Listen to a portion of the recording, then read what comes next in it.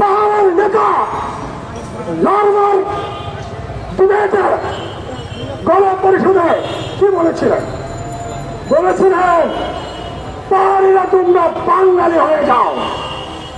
এই যে গাঁজাখুরি চিন্তা, এক জাতিকে আরেক জাতিতে রূপান্তরের চিন্তা, এর ফল পাহাড় অশান্ত, এর ফল পাহাড়ি বাঙালি বিরোধের সৃষ্টি। আচ্ছা একটা কথা বলি, আপনার বাপের বিটা, আপনার দাদার বিটা কেউ এসে দখল করে নিল, আপনি কি খালি হাতে থাকবেন? আপনি কি আপনার বাপের বিটা রক্ষা করার জন্য সদস্য হবেন না? সেই বাপের পিতা কেড়ে নিয়েছিল পাকিস্তানিরা এবং আওয়ামী লীগের প্রথম সরকার। সেজন্যই পাহাড়িরা নিজেদের আত্মরক্ষার জন্য, নিজেদের বাপের বিটা রক্ষা করার জন্য, তাদের বিটা রক্ষা করার জন্য সশস্ত্র হওয়ার সুযোগ পেয়েছিল। তাহলে আমাদের কি করণীয় ছিল? পাহাড়ে যারা জমি হারিয়েছে, বাপের বিটা দাদার বিটা হারিয়েছে, তাদের সমস্যার সমাধান করা।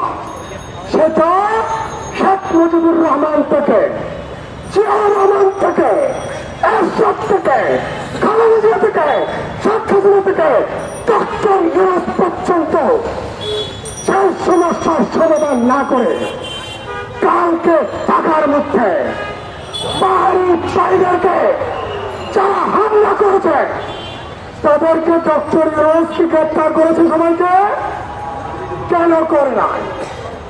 সেজন্য আমি বলি একটাই সমাধান চাই। একটাই সমাধান যদি পাহাড়ি বাঙালির একটাই সমাধান যদি না হয়, তাহলে পাহাড়িরা অস্ত্র তুলবে। ভারত বাংলাদেশকে খণ্ড বিখণ্ড করার অপচেষ্টা করেছে, করবে ডক্টর ইউনূস সরকার। এই যে আপনি বৈষম্য বিরোধী আন্দোলনের মধ্য দিয়ে আপনাকে আমরা সরকার গঠন করেছি। ডক্টর ইউনূস সরকার বৈষম্য বিরোধী আন্দোলনের সরকার নয়, বৈষম্যের সরকার। পাহাড়িদেরকে অত্যাচার করার মধ্য দিয়ে বাঙালিদেরকে, বিভিন্ন জনপদের মানুষকে এই 5 মাসে যেভাবে অত্যাচার করেছেন আওয়ামী লীগ, সে অত্যাচার করেনি।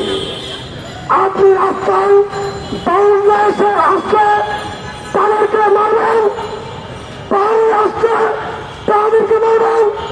আমরা যারা বৈষম্য বিরোধী আন্দোলনের নেতৃত্ব দিয়েছি তাদেরকে মারবেন। যারা দেশ লুট করেছে, অর্থ পাচার করেছে, অর্থ পাচারের অর্থ ফেরত আনার দাবিতে যে আন্দোলন আমরা শুরু করেছিলাম, সেই আন্দোলনের নেতাদেরকে গ্রেপ্তার করবেন।